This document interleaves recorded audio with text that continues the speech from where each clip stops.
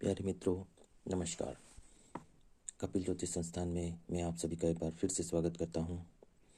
आज मैं आपके लिए 8वें घर में यदि राहु बैठा हुआ है, अकेला बैठा हुआ है, तो उसके क्या अच्छे और बुरे परिणाम होते हैं और बुरे परिणाम में उसके क्या उपाय करने चाहिए, इसके बारे में इस वीडियो के माध्यम से बताने जा रहा हूँ। मेरे पास एक क्वेरी आई थी जिसमें कि उन्होंने पूछा था कि गुरुजी, यदि राहु 8वें घर में अकेला या 7वें घर में अकेला बैठा हो और राहु की महादशा चल रही हो तो इस पर एक अलग अलग वीडियो बनाकर ज़रूर बताइए। तो आज मैं पहले 8वें घर में यदि राहु बैठा है अकेला, उसके क्या परिणाम होते हैं अच्छे और बुरे, इसके बारे में आप सभी को बताने जा रहा हूँ। प्लीज़ चैनल पर जो नए हों वह लाइक और सब्सक्राइब ज़रूर करें। जिसको वीडियो पसंद आए वो लाइक ज़रूर करें। आइए शुरू करते हैं। यदि 8वें घर में राहु बैठा हुआ है तो आम तौर पर तो इसका प्रभाव अच्छा नहीं होता, लेकिन कारण यह है कि इसमें बैठा हुआ अकेला राहु आदमी को धोखा, दुर्घटना और क्लेश जैसी स्थिति पैदा करता है। राहु को 8वें घर में बैठकर धोखे मिलते हैं, किसी का सपोर्ट नहीं मिलता। और आपको एक इसकी खास बात बता देता हूँ कि यह किसी में कोई अंतर नहीं समझता। इसके लिए अमीर और गरीब एक जैसे होते हैं, अर्थात यह किसी के चमचागिरी करने वाला नहीं होता, सबको एक ही नज़र से देखता है। इसमें जैसा कुंडली में शनि और चंद्रमा बैठे हुए हैं उसका फर्क इस पर ज़रूर लगता है। यदि शनि और चंद्रमा अच्छी स्थिति में बैठे हुए हैं तो इसका फल भी हमें अच्छा ही मिलेगा। मैंने कुंडली में शुभ अशुभ ग्रहों की सबकी वीडियो आपको बता रखी है, कृपया वहां से जाकर आप देख सकते हैं कि आपका राहु शुभ बैठा हुआ है या अशुभ बैठा हुआ है। अब आता है कि यदि मंगल 12वें स्थान पर बैठा हुआ है और वह शुभ होकर बैठा हुआ है, अर्थात मंगल नेक बैठा हुआ है, तो इस व्यक्ति का भाग्य 28 वर्ष के पूरे होने पर जागेगा और उस समय इसका इतना भाग्य जागेगा कि यह माला माल बनते जाएगा, इसको धन दौलत की कमी नहीं होगी और आगे का सारा समय भी इसका खुशहाली में बीतता जाएगा। इसमें उसका भाग्य अच्छा और बुरा दोनों प्रकार से चलता रहेगा, जिसमें कि यह, क्योंकि हर व्यक्ति को संदेह की नज़र से देखता है तो कुछ लोग इसे अच्छा भी मानेंगे और कुछ लोग इसे बुरा भी मानेंगे। जैसे कि मैंने बताया कि 28 साल के बाद यदि मंगल शुभ है तो इसका भाग्य स्वयं जागेगा और धन दौलत हर चीज़ की इसके पास कमी नहीं होगी और सुख के दिन उसी समय आएंगे।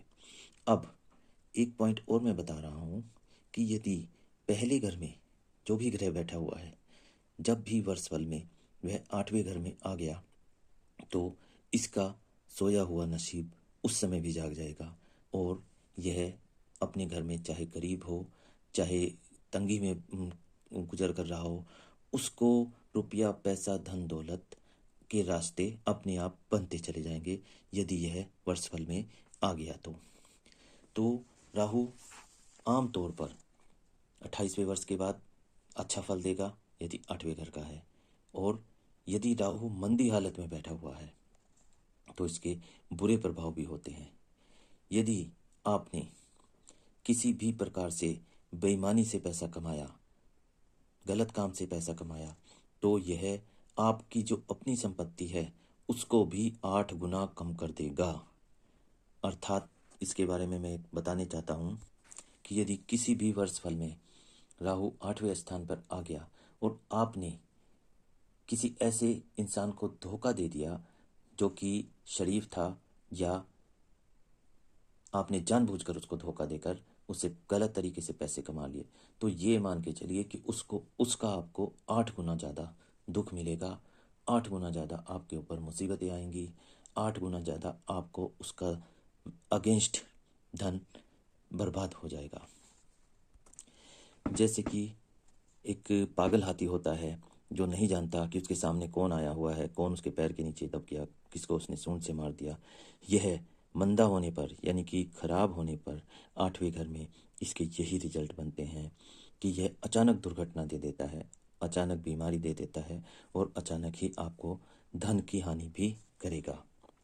अब मैं इसका कुछ आपको रूल्स बता देता हूँ यदि आपके मकान का दरवाज़ा दक्षिण की तरफ खुल रहा है तो यह एक गलत है। आपको दक्षिण मुखी मकान में नहीं रहना है। और यदि दरवाज़ा और फर्श यानी कि आपकी जो सड़क है, मेन सड़क, उससे नीचे चले गए तो ये मान के चलिए कि आपका दिन, आपके हालात, आपका समय खराब होता चला जाएगा। तो बाहर वाली सड़क से अपने घर का फर्श और दरवाज़ा ऊंचा रखना है। अगर आपने अपने घर की छत बदली तो भी आपके दिन खराब आ सकते हैं। इसके लिए कोशिश करें कि आप छत को तोड़कर कभी दोबारा ना बनाएं। दूसरे, आपके मकान के साथ कोई भी एक भड़वूजे की दुकान नहीं होनी चाहिए। ये जो चने, मूंगफली वगैरह भूनते हैं, इनकी दुकान नहीं होनी चाहिए, नहीं तो ये भी आपको बुरा प्रभाव ही देगी।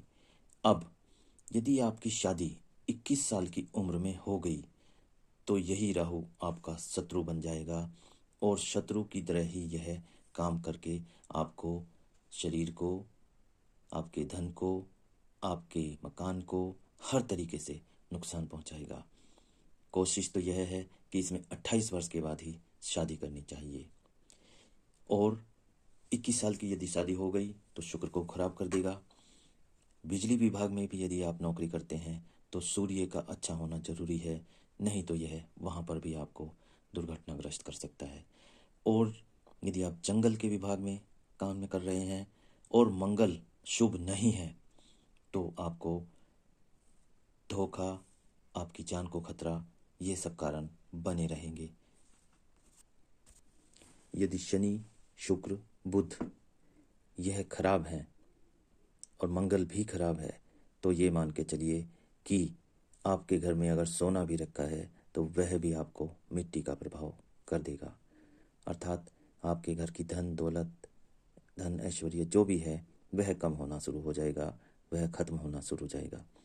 ऐसे में आपको चाहिए कि आप राहु के साथ साथ चंद्रमा का उपाय जीवन भर करते रहें।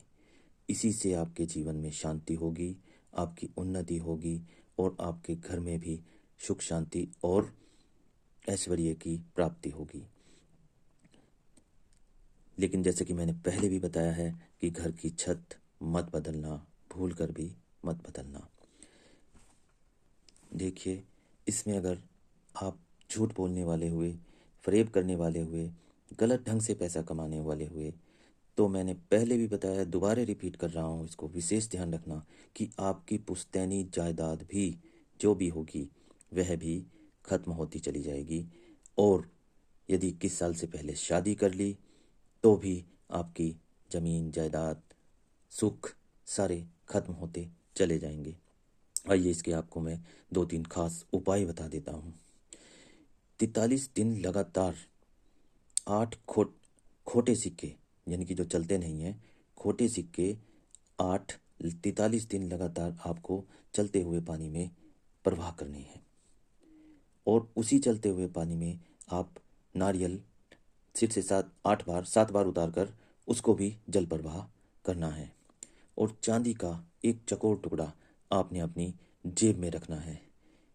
ऐसा करने से आपको शांति मिलेगी, आपके घर में शांति रहेगी, आपके जीवन में सुखमयता आएगी।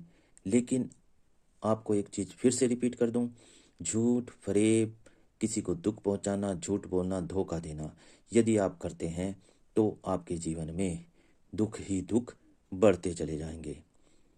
तो इस चीज़ से आपने बचना है। जैसा कि मैंने बताया कि चंद्रमा भी इसमें साथ देगा आपका। यदि चंद्रमा अच्छा है कुंडली में तो उसका दान देने की ज़रूरत नहीं है। यदि चंद्रमा भी खराब है तो आप चावल, दूध, मिश्री का दान सोमवार को दे सकते हैं। इसके लिए आप एक और उपाय कर सकते हैं। अगर राहु खराब है और खराब ही रिजल्ट दे रहा है तो आप एक 60 ग्राम चांदी का ठोस हाथी बनवाकर अपने घर में रखें और उसको स्टील की कटोरी में आधी पानी की भरकर उसके अंदर उस हाथी को रखें और उसको पूजा वाले स्थान में रखें और 1 सप्ताह बाद उसका पानी जरूर बदलते रहें यदि किसी को राहु ज़्यादा परेशान कर रहा है तो। आशा है मित्रों मेरे द्वारा दी गई जानकारी आपको अच्छी लगी होगी। यदि अच्छी लगे तो लाइक सब्सक्राइब जरूर करना। अगली वीडियो में आपकी बात के अनुसार ज़रूर सातवें घर की और राहु की महादशा पर ज़रूर बनाऊंगा। तब तक के लिए धन्यवाद, नमस्कार, राधे राधे।